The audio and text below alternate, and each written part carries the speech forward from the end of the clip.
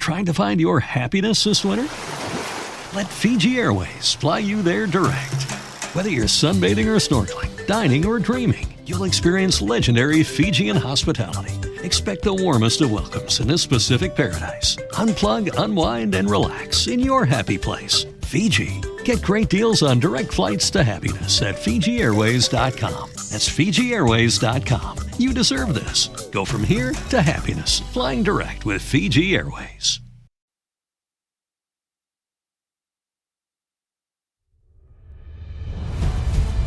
My name is Terry Lynch. I'm with Original Apology. I found myself searching for a passage. And that passage was right across section which I'm sitting in front of.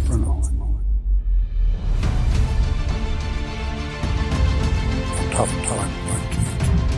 I want to make sure the type of things that you find in the process research. I have located a couple that's sitting here on top of the line.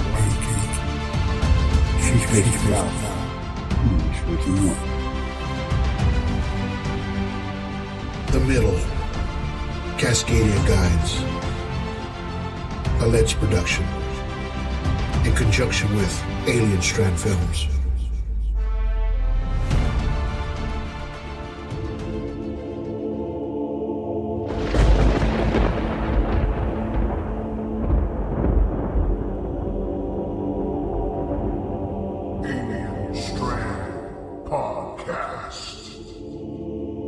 Bottle are living cells, terrestrial organisms, and that the message is encoded in DNA.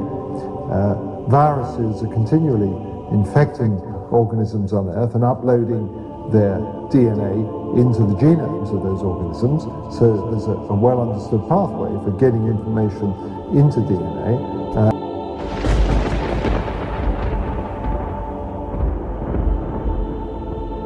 I've spoken to some of the military witnesses. One of them described getting close enough to this thing when it was on the ground.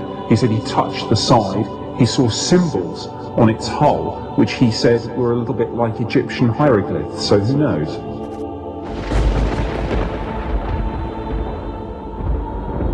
You know, there's sort of a nexus of disinformation and automatic kook factor that gets associated with anything UFO and ET.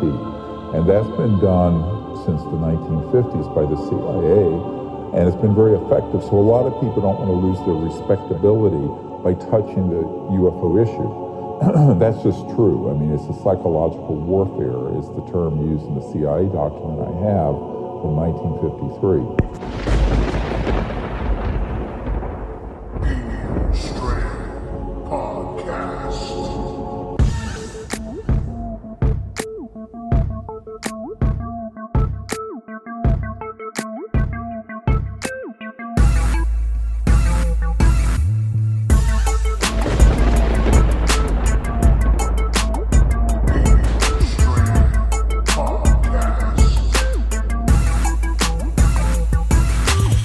What's up, guys? This is Mike Beavers from The Theory, and you are listening to Alien Strand Podcast, the dopest UFO alien podcast out there.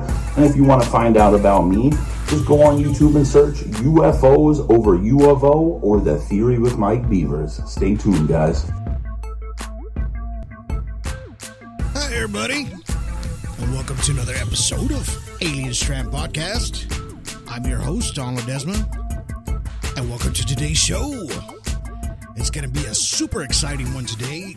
Yeah, I'm glad everybody has been sticking around and listening to our podcasts here on Alien Strand. And if you have, well, thank you. Thank you very much. And, thank you for sharing Alien Strand Podcast. You can catch us on 26, 27 platforms. Hey, maybe even 28.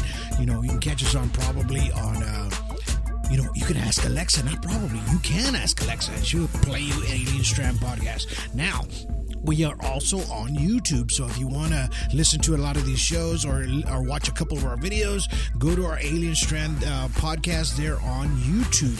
Search YouTube for Alien Strand podcast. You'll find us there. All right. So thank you for being on, just sticking around with me, man. It's been one of those things. I'm very fired up. I love doing these podcasts. I love telling you story after story about, UFOs, things that happen, even things that happen in the sky.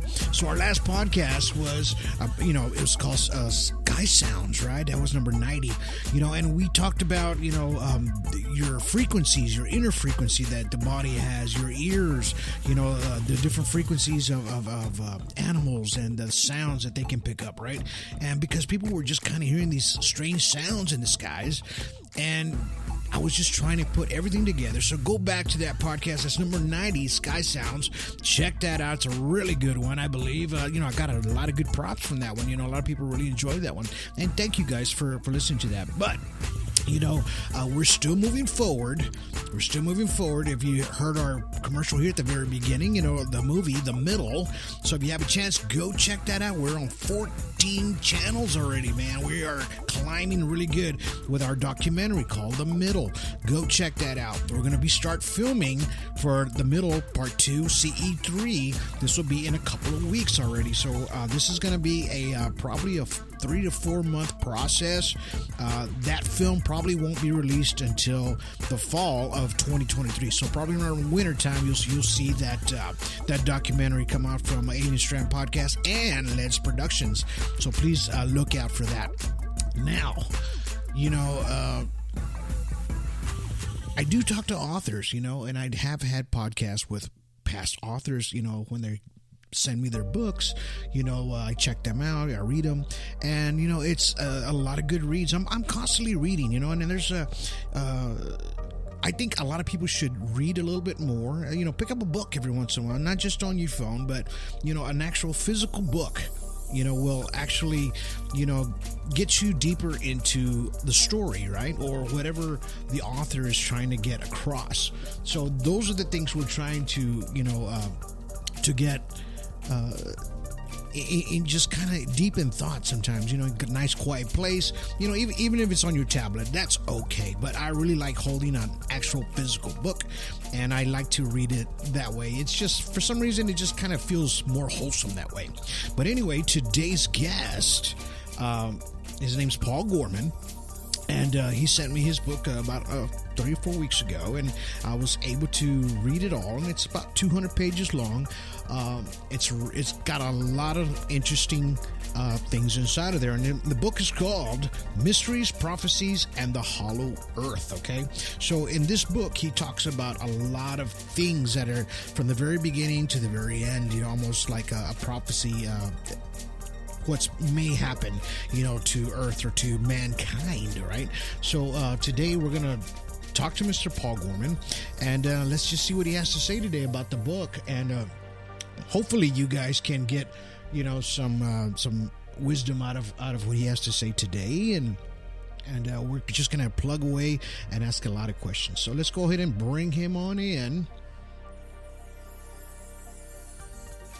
All right, so today on the phone we got Mr. Paul Gorman. Are you there? Hello, Don. Hi, how you doing today? Doing great. How are you doing? Good so far.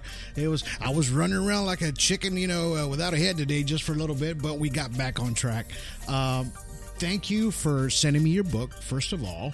I really enjoyed the read. It was a great read. I love reading books, when I have a chance, because I'm such a busy person. But, I caught your book very interesting because it has a lot of things that have happened and things that are happening now, right? But before we get into your book, can you tell my audience a little bit about Mr. Paul Gorman and how everything just started for you as an author? Sure. Yes, I've been an architect for 40 years and always interested in, you could say, psychic stuff, but I don't really use that word. I think we're all psychic too, depending on how much we develop it or move away from it. But, back when I was growing up, there was not much more than palm reading and astrology. But then about over 20 years ago, I learned about, started studying Edgar Cayce and natural healing, and learned about dowsing. Okay. So for 10 years, just dowsed with numbers and doing percentages and distant healing and changing frequencies, and had a lot of success with that. And then 10 years after that, I made an alphabet chart and started dowsing words, which I found very tedious. But then, like anything else, kept practicing and getting a little, I still find it somewhat tedious, but what I would do is get up at 4 a.m. for this current book and write till about 6 or 7, and like when the world is peaceful, and just started getting astonishing information. Wow. More and more astonishing information. And what it told me about my life agreements, that I'm supposed to write 3 books of poetry, books about the with light and about the inner earth. And so I did the poetry books, and I didn't even consider myself a poet, but that came to me, and I'm not sure if I'm going to write anymore. But then I learned a lot about it was telling me interesting things about light, that everything in our universe actually is light, that everything on the EMF spectrum, from gamma rays to brain waves or ultra low frequency waves, are just different frequencies of light but not visible. Right. So then it says you can heal or manifest anything with a particular frequency of light, that our 8 of our fingers send out light and our 2 middle fingers actually receive light. And so they show biblical figures holding their fingers together. It creates a feedback loop. But if you shine this particular frequency of light, it's 405 nanometers. It's a beautiful blue, it looks like a star. Mm-hmm. That it travels through your fascia, which is a crystal grid, and that opens portals in your DNA. There's like an infinite number of portals, and the portals open to oneness. So we're always opening and closing up the portals in our DNA by loving life or not, and you close them by not loving life. So basically, you can manifest what you want. I know I'm getting into a whole nother topic of this is the next book. No, it's great. No, it's great. Keep going. But I even said so what you do is you hold your fingers together and shine that light on it. Actually, what you do is you picture a flower of life, which is in your heart. It's actually called a flower of life, not a flower of life, but it's your master portal. And if you picture your wish, whatever it is, you just picture it turning into this blue, it's actually blue magenta light. If you shine it on a quartz, it looks more like blue magenta. And what it says is that it de-heals in the spirit plane and actually heals in the physical plane by manifesting in reality. So I wished for an abundant, I think just for abundance or something, and I couldn't believe it. The next day, I got 2 high school projects. I was like, wow, that really works. I never got projects that's 10 times bigger than any other project I've ever gotten. I've got 2 the next day. Uh-huh. And then I told 3 friends. One of them got his job back that he had quit. Another one sold his businesses, 5 of them that he had been trying for 2 years. There was a series of tanning salons. And then another one whose nephew was brain damaged. He was about to be institutionalized for being violent. She actually used it on his photo, and he calmed down and was back to normal. Not back to normal, but not violent anymore. Wow. So it worked a lot of things. So then, so that was a lot of good, interesting stuff. So what I say is you basically picture your wish as like a Star Trek transporter room. It turns into the blue, purple light, and then it appears in your reality. Right. If you have a loving, peaceful wish. So then I said, well, I was getting good information about the future, about the elections, and about told me about the Gulf oil spill in advance and Baltimore riots. There's a few others. And I said, how is it that I can get information about the future? And it said you manifested it. So I must have asked for it, because I was always dowsing commodity trends with my percentages and stuff like that. So when you were manifesting these, kind of like prophetic things that were happening, that was going to happen, how old were you when this first started for you? Oh, no, this is all in the last few years. Last 2 years. Okay. Oh, a few years, like maybe 3, 4, 5 years ago. Okay. Well, more than that, more than, say, 6 or 8 years ago. So you knew that a lot of these things were coming, or did you have them like written down, or it just kind of comes to you? I know. Well, when I douse with the pendulum, I use the chart, and it's just one letter at a time, and then I write the words. Okay. I get it. But the good thing is, it'll tell me if I'm wrong. It'll say not hearing, healing, and then I'll go back. So, but I've gotten better at it. And if I get up early in the morning and it goes very smoothly, and then I'll check it, and I'll ask, is this correct? It'll say yes. Now let me ask you. I mean, if you have to pretty much have to be in that calm state of mind, right? When you're doing something like that, especially because early in the morning you're pretty much at that state because you just got out of REM sleep. I mean, your body's still kind of in that kind of zombie-ish mode. But I mean, when you're doing what you're talking about with the pendulum and everything, I mean, is your state of mind? Do you have to like maybe do some kind of yoga or kind of clear your mind a little bit before you start? I don't. I know that I believe that would help you to meditate, and I just like to sit and drink tea and look out the window. Maybe that's my meditation. Yeah, that's probably it. So I mean, so you started getting all these things that were gonna come, right? And then a lot of things started coming to you as far as how about the past? How does the past? Because you talk about this in your book. You talk about the pyramids, right? The Great Pyramid of Giza. You know how a lot of these things. Where it all came from. That's where the book really started. I was just asking questions. These big mysteries like how in the world were those pyramids built? Those blocks of, what are they, 2.5 tons, and there's thousands of them, and exactly, we probably couldn't build it now, not too easily. No, we couldn't. And it said that they were built by Mars beings of light using their light technologies, and I believe what they did was create what they want in another dimension, on the fourth dimension, say out of all light, then had it manifest into the third dimension, like I was saying, the way how you manifest what you want. Right. That's how they actually time travel, or they call it axial traversal. Because I found out more about that, and I said, well, they, I think it goes back to 320,000 years ago, that they were losing their atmosphere of helium on Mars that they needed to survive. Like our atmosphere is like 20% oxygen, theirs was like 20% helium. Right. And actually I found out helium is actually the second most abundant element in the universe other than hydrogen. And they breathe that. So they were going to lose one of their 3 moons in a solar flare. So they started looking for another place to inhabit, and they explored the Earth, and they found another planet in the constellation Taurus. And I never heard of that either, but I looked it up, and sure enough, there's a constellation Taurus, and it said near the planet Lumerio, so that's where they went. And some of the Mars beings stayed behind to be like pioneers. Well, actually, what they stayed behind and went to hibernate inside the Earth, and they could hibernate for 10 or 11,000 years at a time. Let me ask you a question real quick. As far as the beings, are they like interdimensional? Are they human-like, or is it more like an extraterrestrial? No, they said there's 3 types of beings. They're humanoid, then there's light beings, and then there's animal-human hybrids. Okay. So the animal-human hybrid is actually a little more advanced than a human, because you know how animals, they don't really have that left brain fear, judgment. Right. They have more of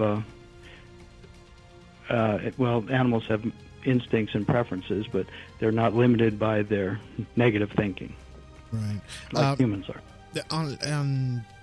In your book, you talk about that, and this is kind of strange because when I read it real quick, it was like just a certain area in there. You talked about there being 39 planets in our solar system, right? Or something like that. Was it 39 or 32?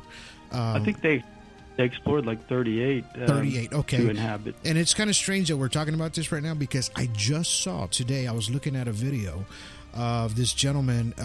He was talking about how I don't know if it's a secret society or government or whatever it was, but he was saying that even like a special space program, that there is 39 planets out there that we're not talking about.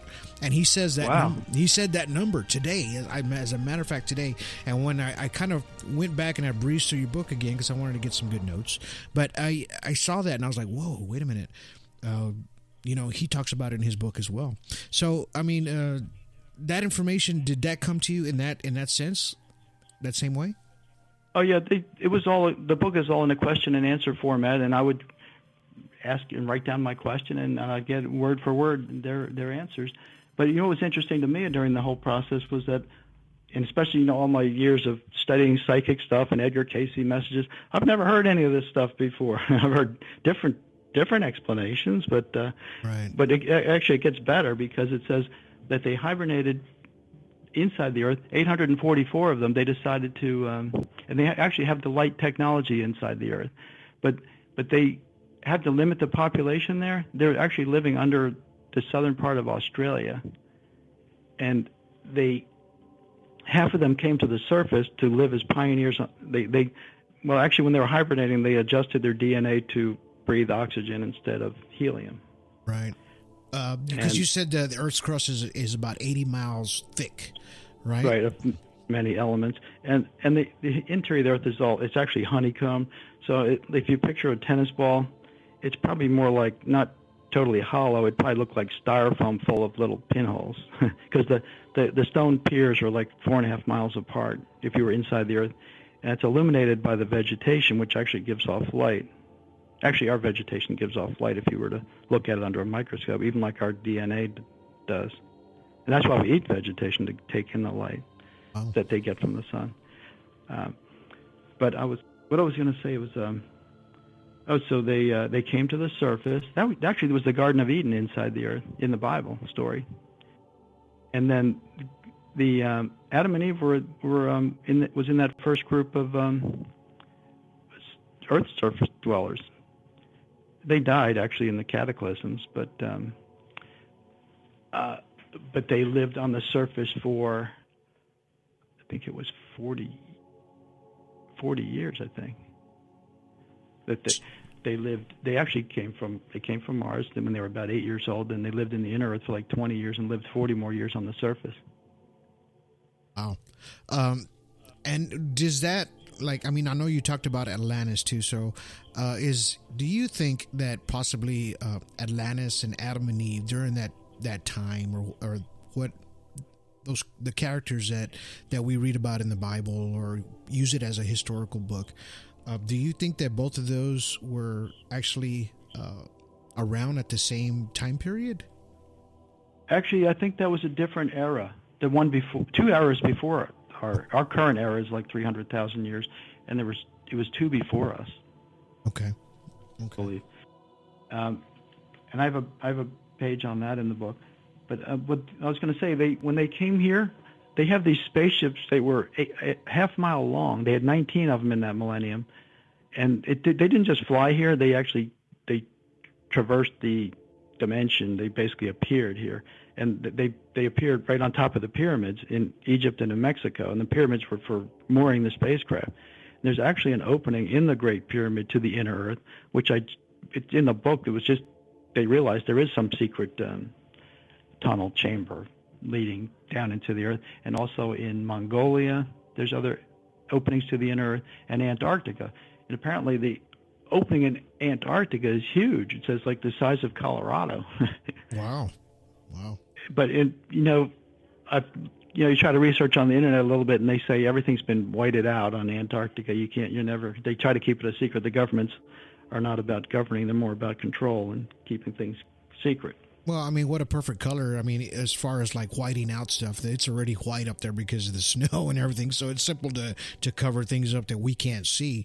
Do you think when Admiral Byrd, when he flew over there and he went into the inner Earth, I just talked about this in about a couple of podcasts back about him, and there was an opening that he saw that was kind of like it started turning purplish and different colors. Then it started turning green. He started seeing a landmass as far as like green trees and things like that.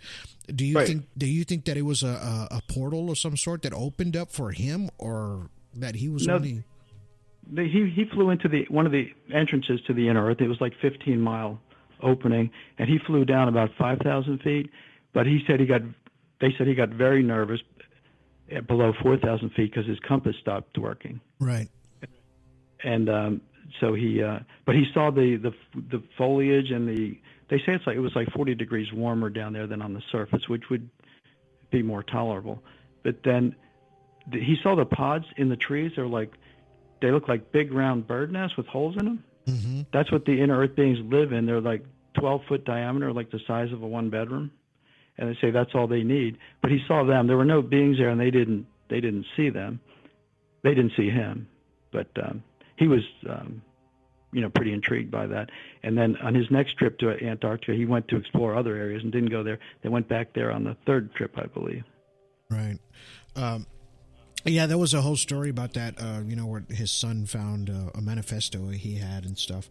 Now he was told never to mention it again. Right.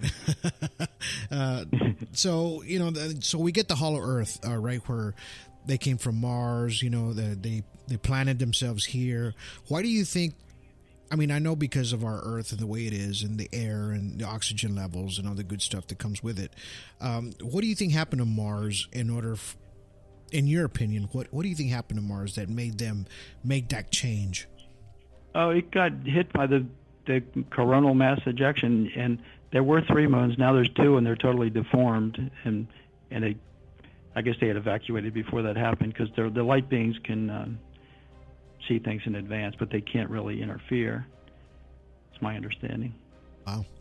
But I guess they had knowledge. They were super advanced if they'd been around for millennium.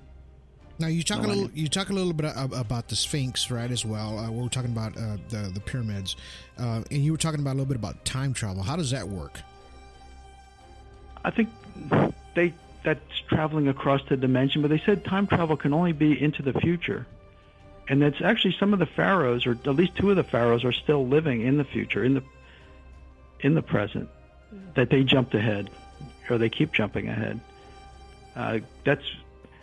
I said that reminds me also about the animal-human hybrids, because those are the animals depicted in besides the gargoyles, also in Egypt, they show the horse heads and the dog heads on people. They were the Mars beings, right, talking to the pharaohs. Oh, well, it kind of makes sense in a sense like that, when you kind of think about it. Now, I know inside the Pyramid of Giza, it's. When you get inside of there, there's no markings. There's nothing down there, especially in the King's Chamber. There's only surface markings up on top. Why do you think that is?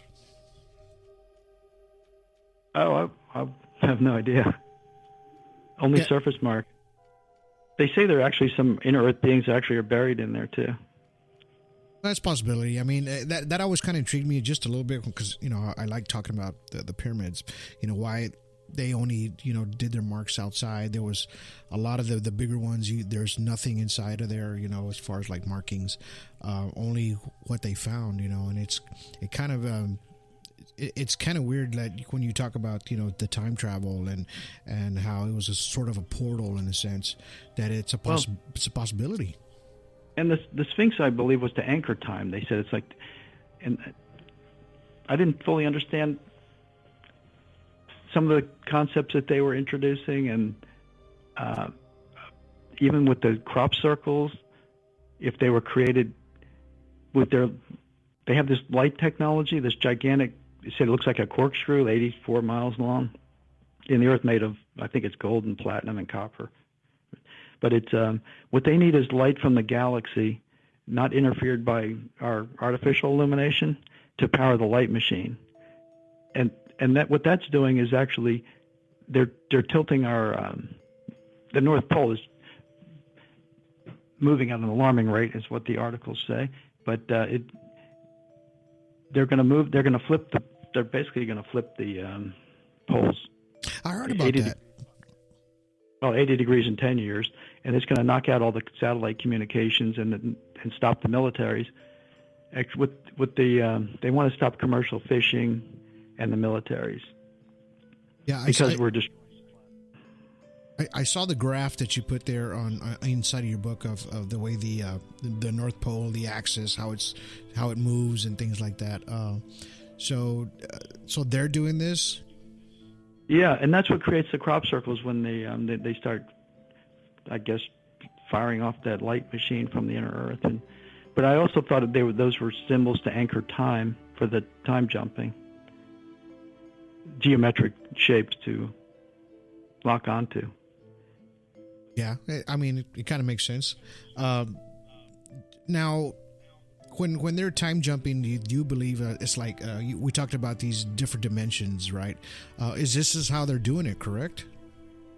This holiday season, your gift could change lives. Youth facing homelessness turn to Covenant House to overcome heartbreaking challenges. They arrive with dreams that have been disrupted. They arrive looking for a warm meal, a safe place to sleep, and the opportunity to transform their lives. For over 50 years, Covenant House has been helping youth in crisis by giving them the support and tools they need to succeed in life.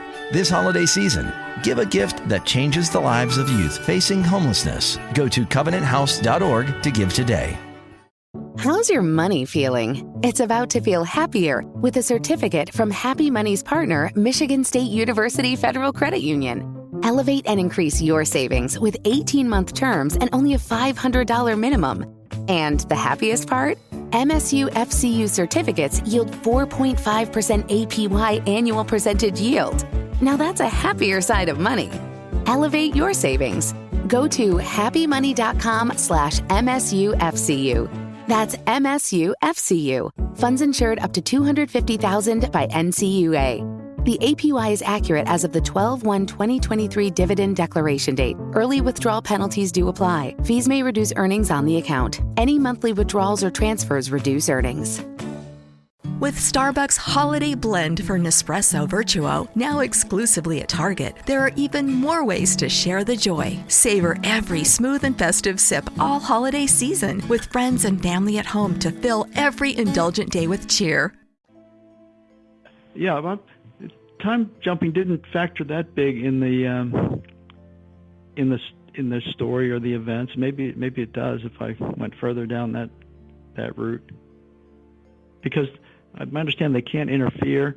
And I said, well, you're interfering now, because what they say is 1,000 of them are controlling 100,000 of the Earth's leaders, and they're basically misleading us to our own demise. Yeah, I've thought about that. Planet. I said, that's really, and you are interfering. They said, no, we're helping more than we're hurting. They've actually deactivated all the giant nuclear weapons, they said. And there's actually articles about that, even from senators and popular mechanics are saying they saw these lights go down the silos and they're deactivated. And I mean, it's almost like if there was a kid with a loaded gun and you want the kid to learn from his mistakes, but you say, I'm taking the bullets out of the gun. I'm not going to let him learn the hard way with that. Exactly. You talk about in your book, you talk about manifesting, you talk about, of course, the light that we talked about when we first started this podcast. I mean, and then, of course, the inner earth. How does all this kind of connect together with you? I mean, how did all this kind of connect to where you get the story from the very beginning to being kind of prophesizing a little bit and then coming to your actual your end result? Well, it's interesting because first when I started getting the message from them, I was like, wow, we need to get rid of them. But then the more they talked, they're saying that they're not bad, and actually it was making sense, everything they were saying, that there's not too many humans, there's too many human destructive lifestyles, that people don't live in harmony with nature and sustainable lifestyles the way they used to. Like one or 200 years ago, everybody had to live off the land. Now it's only 10%, they say, are living that kind of natural lifestyle, the way the Native Americans and other native peoples. Right. You see a lot of people homesteading a lot in Alaska now. Through all the shows now, you've seen that they're just kind of doing their own thing, being off grid, and I think that's great because, you get to live the way you want. You get to grow your own food, and just kind of live off the land in a sense. And I believe you get connected with the earth a little bit more that way by living that way, because you're kind of tuning out all the television sets, the radios, your phones, everything that has to do with our normal life. When you go out there and you do that. Now you also talk about the four horsemen and apocalypse. Can you give us a little bit about that? Some of these things come to mind, like they're things we grew up hearing about from the Bible, or the four horsemen of the apocalypse. I said, "What's that?" And they said they're horsemen, actually animal-human hybrids, is what they were referring to in the Bible. And there was even interesting about Moses, about because the messages I get now, they say they're actually from oneness, which you could say is universal consciousness or God, or which is on the other side of our DNA portals, actually. Right. Wow. But I don't about the four horsemen of the apocalypse, about war and pestilence and disease and famine, and it says they're like, and then it mentions in the Bible about the bowls, and they said when one bowl is full, it overflows and spills into the other. That was about all I got about that, but it's do you kind of believe that we're already in that general area?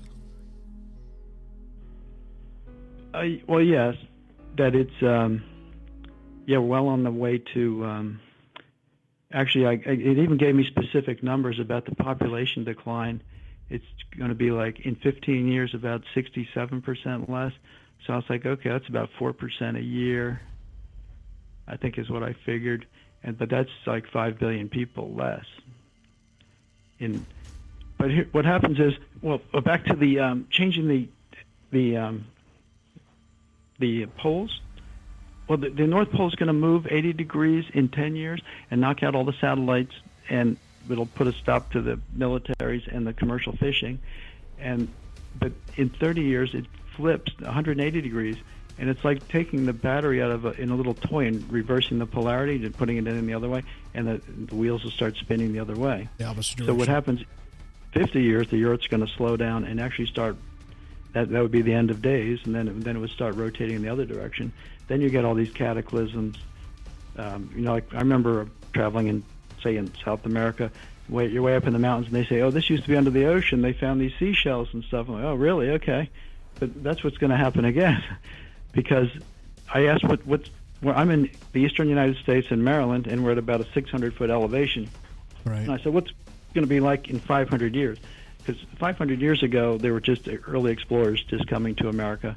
What's going to be here 500 years from now, where I am? And it said you'll be about 100 foot above sea level, so which means the water will be 500 feet higher, or the land will be 500 feet lower. It'll just be rising. Yeah, so it says all of Africa will be underwater. A lot of the Pacific, I believe, will be out of the water. And I think Edgar Casey talks about a lot of that. But it makes... I was going to say, if you go back to picturing the Earth as a tennis ball with styrofoam on the inside full of little pinholes, and 80 miles thickness for the shell, 500 miles for changing the shape a little bit, it's not that much. I mean, it sounds like... Or 500 feet is what it... It's not that much. It's almost nothing. It's negligible. If you were looking at the tennis ball, you wouldn't even see a difference at it. Right. But for us, that's major cataclysms and upheaval of everything. So you believe that? Do you think that's a natural reset? That's going to be like a natural reset? Yes, right. The Earth is basically has to go through these different cycles. They said that the Earth can't. Well, we die when we heal when we die, but it says the Earth will not heal in death. The Earth has to survive. But it has to survive by shaking off the humans. And they said in 300 years won't be any humans left. So they say they want no humans in the next millennium, where they can recharge their light machine and have the Earth to themselves. Why do you think that we possibly? I mean, that way they brought humans. In other words, humans started here. Were we here before them? Is that what you're trying to say here? Well, actually, we were part of that group. Okay. we're part of that. We're from them. I said we came from Mars, and I said where we come from before that, and they said on a different. I think it's Orion, or maybe even the Andromedan galaxy. But so we're part of that group of pioneers. I've actually heard that before. And it's when you start hearing a little bit more and more from folks that. Of course, you didn't have any knowledge of any of this stuff, right? Before, I mean, none of this until you just kind of started tinkering with it. No, and it kind of I was pretty I don't know what's the word, but pretty shocked. Had to recover from. It's like what? I asked them a few times, and is this really the ending of the human era? And they gave me all these explanations. Yes, and then actually, you and I and everybody else, we chose to be here at this particular time for particular reasons. Maybe to be here for the grand finale. Maybe, or just to help people through it as well. Because as we're talking about it, I believe it'll kind of, it's not to scare folks, but I believe it's to kind of help them in a way to where they can understand, okay, maybe this is a possibility. This is probably coming, or yeah, we are doing this to ourselves as human beings, and we kind of need to stop. They're already telling us. These extraterrestrial craft go into these silos, these missile silos, shut down the warheads, shut everything down. They're trying to say, hey, man, you're going to destroy yourselves. Just like you talked about earlier, the bullet and the gun, and everything.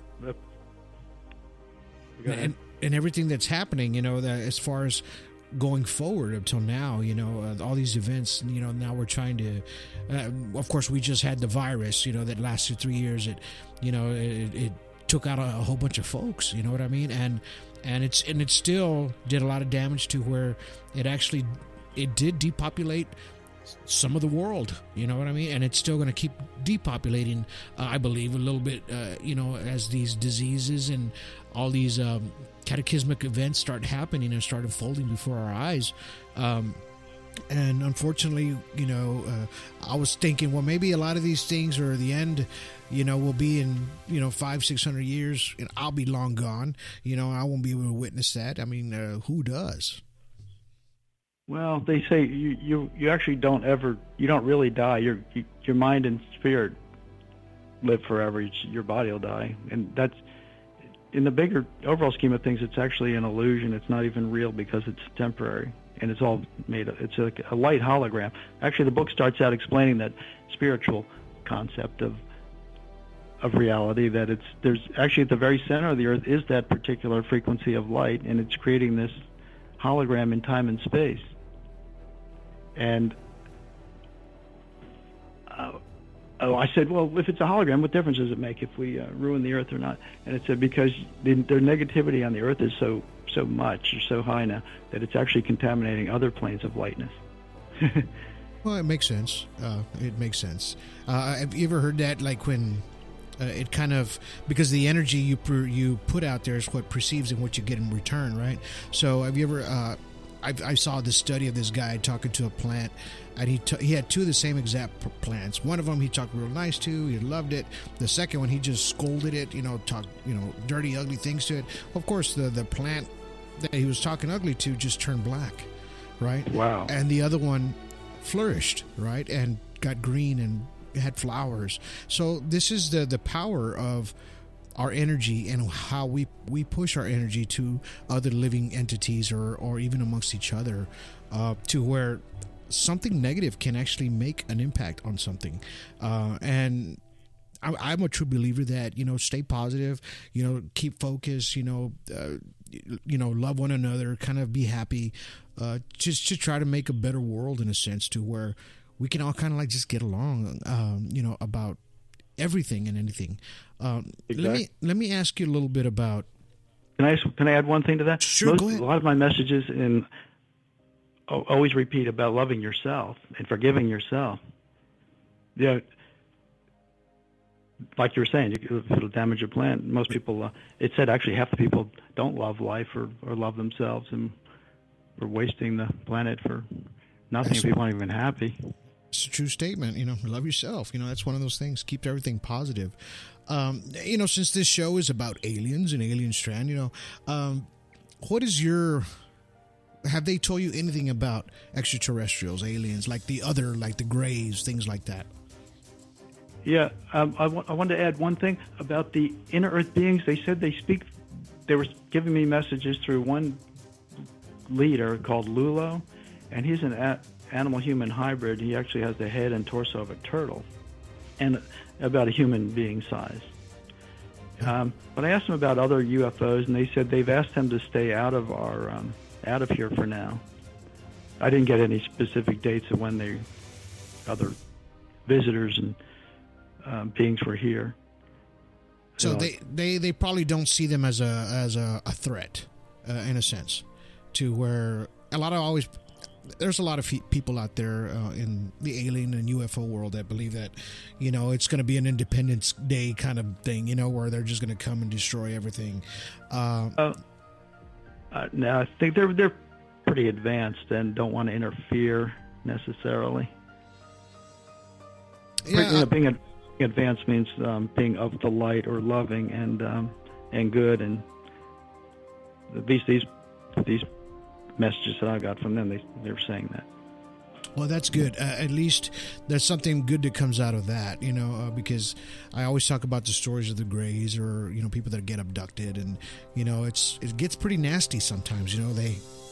They go through a lot of trauma, PTSD, and they show them these horrific things that are going to happen in our future, and, nuclear holocaust, things like that, that they implant in their minds as they're being abducted, and it's not a very friendly meeting, in other words, from a lot of these extraterrestrials that we're starting to see more and more on the ground now, and even in the sky.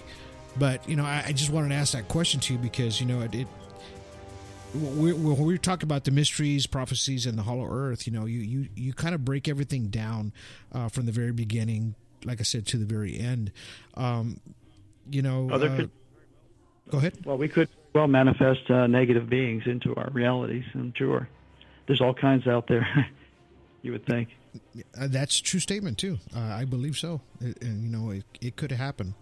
Do you think that, now let's talk a little bit about what's happening now. We have this AI thing that we have now, that's artificial intelligence, that it's actually kind of starting to make a huge break in our technology, and it's kind of scary. To me, it's scary because I don't like something taking over a human being, as far as like its job or its thinking, really, in reality, because it can be very something. It can turn to something worse than we really didn't want. What are your kind of thoughts about AI, and have they gave you any messages about things like that?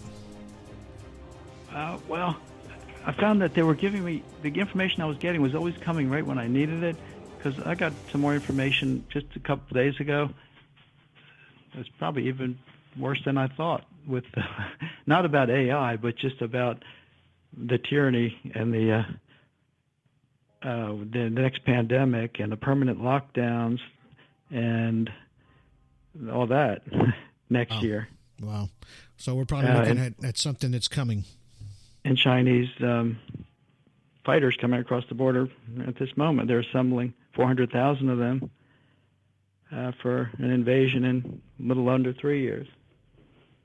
Well, but, with the future and predictions, they're only high probabilities, I'd say, not 100% certain to happen. They can be delayed or changed or canceled. But still, I figure if I'm getting the message that it's probably in the planning, and even if it's 50-50, that's a little too high of a possibility for me. Well, I was just going to ask you that. What is the percentage rating of your, like, how, as far as the kind of prophetic things that they tell you, prophecies or whatever, or something's to come? I mean, is it you're 80% on point, or like you said, 50-50? What is it? Well, I was How's your money feeling? It's about to feel happier with a certificate from Happy Money's partner, Michigan State University Federal Credit Union. Elevate and increase your savings with 18-month terms and only a $500 minimum. And the happiest part? MSU FCU certificates yield 4.5% APY annual percentage yield. Now that's a happier side of money. Elevate your savings. Go to happymoney.com/MSUFCU. That's MSUFCU. Funds insured up to $250,000 by NCUA. The APY is accurate as of the 12/1/2023 dividend declaration date. Early withdrawal penalties do apply. Fees may reduce earnings on the account. Any monthly withdrawals or transfers reduce earnings. Hey guys, it is Ryan. I'm not sure if you know this about me, but I'm a bit of a fun fanatic when I can. I like to work, but I like fun too. It's a thing. And now the truth is out there. I can tell you about my favorite place to have fun. Chumba Casino. They have hundreds of social casino style games to choose from with new games released each week. You can play for free anytime, anywhere. And each day brings a new chance to collect daily bonuses. So join me in the fun. Sign up now at ChumbaCasino.com. No purchase necessary. VGW Group. Void where prohibited by law. See terms and conditions. 18+. All last year, I didn't ask anymore. It was so disturbing. I put in the beginning of the book, I didn't have post-traumatic stress disorder. I had pre-traumatic stress disorder. I was all upset before it even happened. And then I ended up just feeling powerless and grieving for everything. And that's not the, that's very disempowering. You can't manifest what you want unless you're joyful and happy and loving. Exactly. And peaceful. And then I noticed the thing about prophecies and keeping the ego out of it. What I would do is I'd just tell a couple of friends, or I'd email, and I'd save the emails. And then because if I made a blog or something, it sets the bar too high, basically, that the ego has too much fear of being wrong or not being right, that it would cut you off from having a neutral connection to getting good information. But if I figure, well, like with dowsing, like if you ask me a question, I could get a very accurate answer because I don't have any attachment to the outcome. And I'm actually putting together a book on that. Like I'll tell you a quick story just to give you an example. Okay. A friend of mine asked, he wanted me to check on his girlfriend, Jill. This was, 10 years ago. And he said she's just, I'm trying to think how much he told me.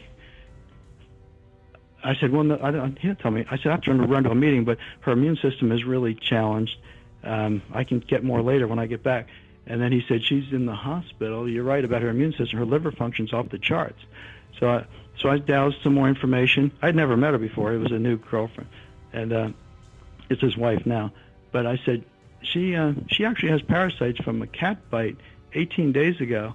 And I had no idea if she had cats or anything. I didn't even know her. And he emailed me back. He said she got bitten really badly by one of her cats when we came back from Austria 3 weeks ago. But here's the worst. The disappointing part for me was the doctors poo-pooed it and gave her cortisone and stuff, making it worse. And she's been taking that for years. So, and I saw a quote the other day that said, "Knowledge is power, but not unless you do something with it." Exactly. I mean, wow, that's a crazy story, and you hit it right on the nail. I mean, after they got the right diagnosis, of course, how long before she jumped back? Well, it was interesting. He's open to all that kind of information like I am, but she was not.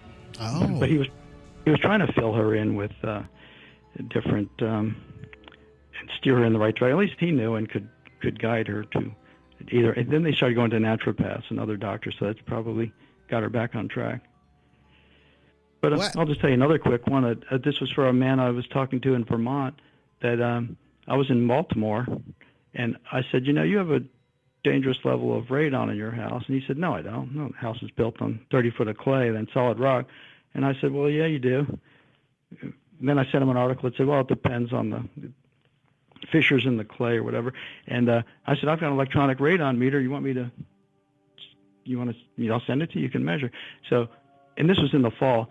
So a little while later, I measured, sitting in my office in Baltimore, that his radon level went way down. I know what he did. He opened all the windows to ventilate the house.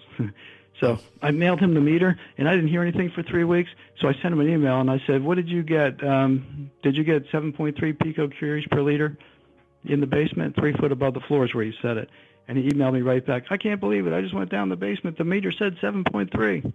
And I said, actually, it's 7.336. And he said, well, the meter only goes to 1 decimal point. Wow.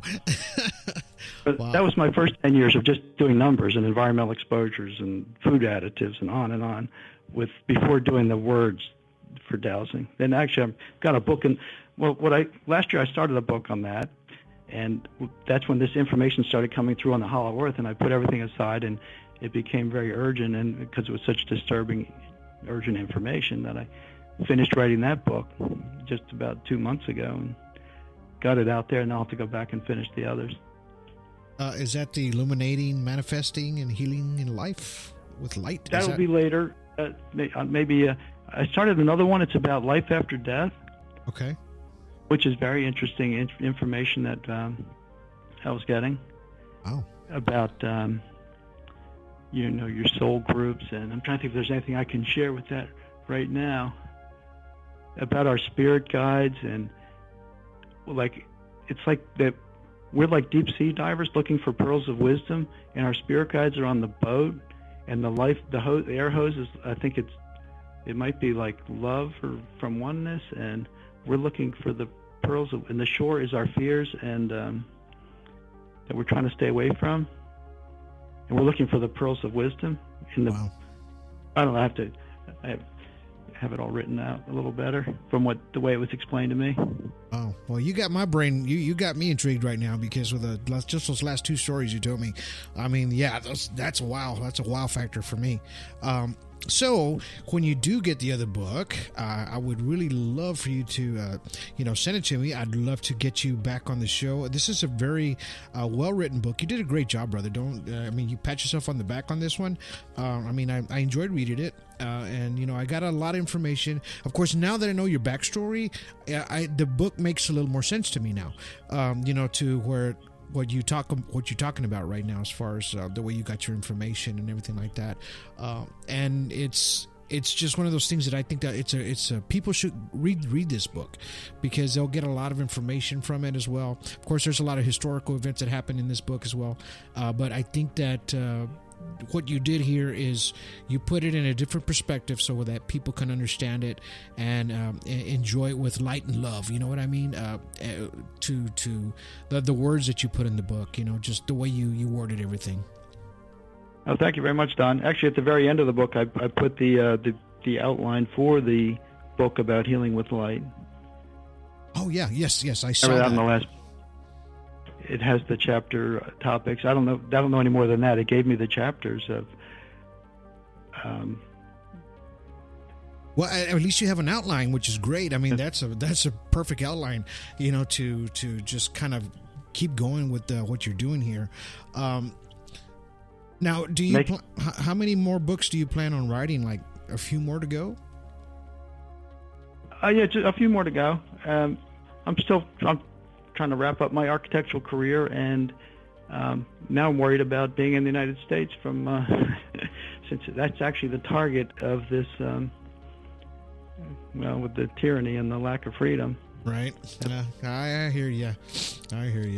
But I want to thank you today for being on the show today. Now, where can people find you and find your book at? It's on Amazon under Mysteries, Prophecies, and the Hollow Earth.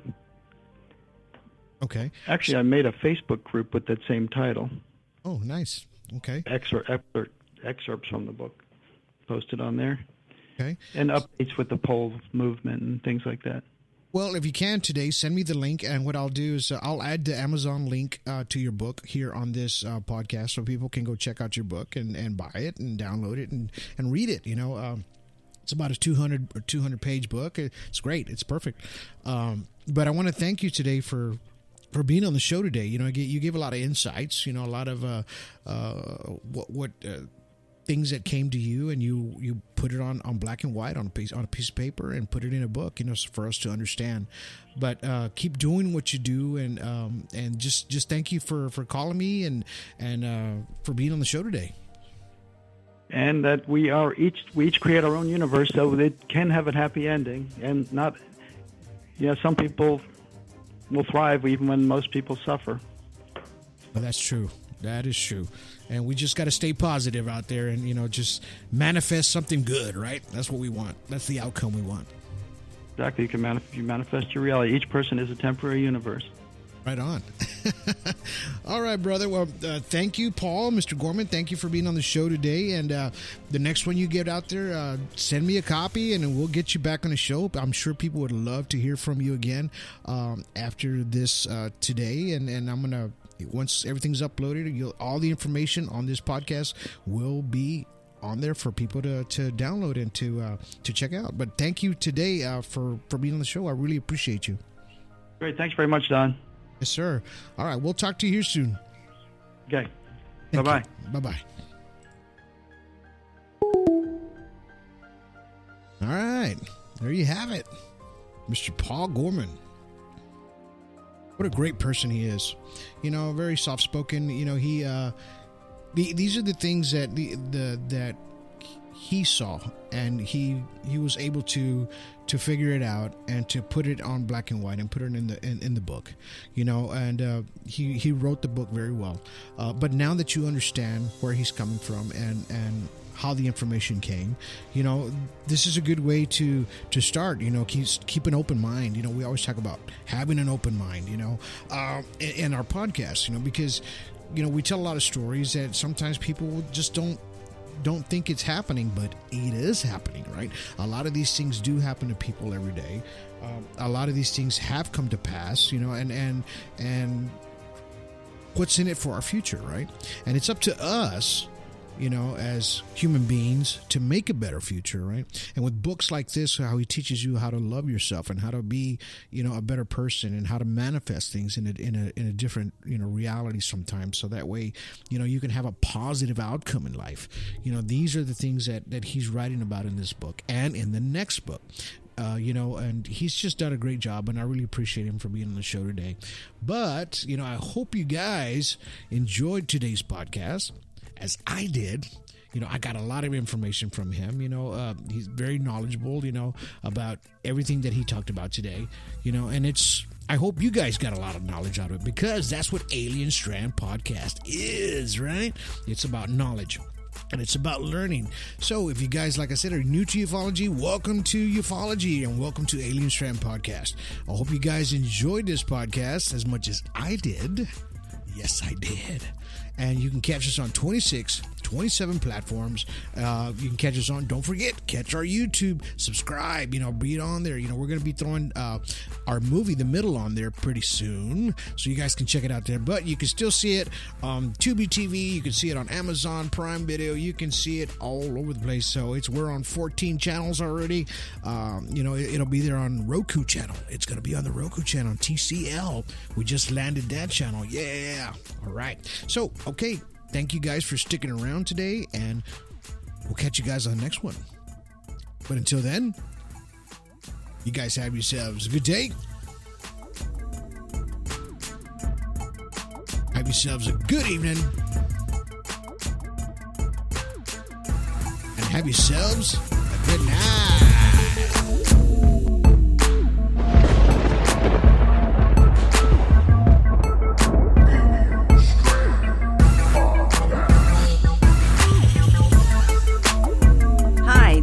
Green with Realty Executives, Coastal Bend, and Corpus Christi, Texas.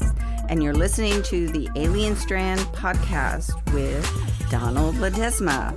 Buying or selling, visit me at kellygreenrealtor.com or visit me on my Facebook page, Kelly Green Realtor. See you there.